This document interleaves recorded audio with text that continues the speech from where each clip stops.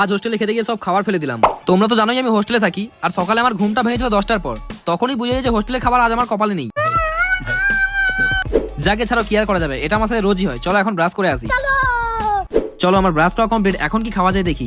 ভাই এই বিস্কুটের কোট। আরে দাঁড়াও, তোমরা হয়তো অনেকেই ভাবছো যে আমি হঠাৎ করে হোস্টেলে কি করে চলে গেলাম, কিংবা এই পুরোনো ভিডিওটা আবার কেন আপলোড দিলাম। দেখো, এটা হলো আমার চ্যানেলের সবথেকে পপুলার ভিডিও, যেখানে একটা হিউজ লেভেলের ভিউজ রয়েছে, 60 লাখের উপরে, 66 লাখ। আসল কথা হলো যে যখন আমি ভিডিওগুলো করছিলাম তখন আমার হোস্টেল লাইফ চলছিল। আমি হোস্টেলে থাকতাম, আর হোস্টেলে থাকাকালীন এবং এখনো পর্যন্ত শুধুমাত্র একটা ভিডিওর উপরে আমি সাবস্ক্রাইব পেয়েছি প্রায় 40,000-এর উপরে, মানে আমার 90,000 সাবস্ক্রাইবারের অর্ধেক। আর বাকি যে অর্ধেক সাবস্ক্রাইবার সেগুলো পেয়েছি আমি হোস্টেল লাইফের অন্যান্য ভিডিও থেকে, কারণ আমার হোস্টেলের প্রায় ভিডিওগুলো লাখের উপরে গিয়েছে। আর ইউটিউব অ্যালগরিদম অনুযায়ী আমার চ্যানেলের 90% সাবস্ক্রাইবার হোস্টেলের ভিডিও দেখতে যায়, এবং অনেকেই হোস্টেলে থাকে তাই আমার ভিডিওর সাথে নিজেদের রিলেটেড করে। আর আমার তো এখন হোস্টেল লাইফ শেষ, তাই নর্মাল বাড়ির ভিডিও দিই, কিন্তু ওই 90% সাবস্ক্রাইবার ওরা তো হোস্টেলের ভিডিও দেখতে যায়। এমনকি ইউটিউব সাজেস্টই করে না এখনকার ভিডিওগুলো ওদের কাছে। এটা হলো ঠিক এরকম, কেউ যদি বিরিয়ানি খেতে ভালোবাসে, ওকে আর ডাল ভাত দিলেও আর খাবে, এক দিন ঠিক আছে, তা বলে ডেলি। আর আমার দ্বারা তো আবার হোস্টেলে ফিরে যাওয়া অসম্ভব ব্যাপার।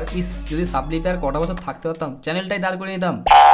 যাই হোক, এই এত কথা বলার একটাই কারণ হচ্ছে আমার আশেপাশে অনেকেই বলছে আমি নাকি হোস্টেলে থাকাকালীন টাকা পয়সা দিয়ে সাবস্ক্রাইবার গেইন করেছি। আমার যারা সাবস্ক্রাইবার, যারা হোস্টেল লাইফ থেকে আমার ভিডিওগুলো দেখে এসছে, বলছি তোমাদের পার হেড আমি কত টাকা করে দিয়েছি একটু বলে দাও তো। আর সব শেষে আমার তো এটাই মনে হয়, আমার হোস্টেলের ভিডিও দেখার জন্য যেমন অডিয়েন্স গেইন করেছিলাম, তেমনি বাড়ির ভিডিওগুলো দেখার জন্য অডিয়েন্স গেইন করতে হবে, আর যেটার জন্য আমার অনেকটা সময় লাগবে, যেমনটা আগে লেগেছিল। অনেকে শুরু থেকেও শুরু করে, কেউ আবার শেষ থেকেও শুরু করে, আমি না হয় মাঝখান থেকেই করলাম। আর হ্যাঁ, সেই শুরু থেকে এখনো পর্যন্ত যারা আমার ভিডিও কনস্ট্যান্ট দেখে এসছো, কি আর বলবো, I love you so much guys, love you so much. তোমাদের জন্য আমি এখনো পর্যন্ত ভিডিও বানাচ্ছি, নাহলে কবেই ছেড়ে দিতাম।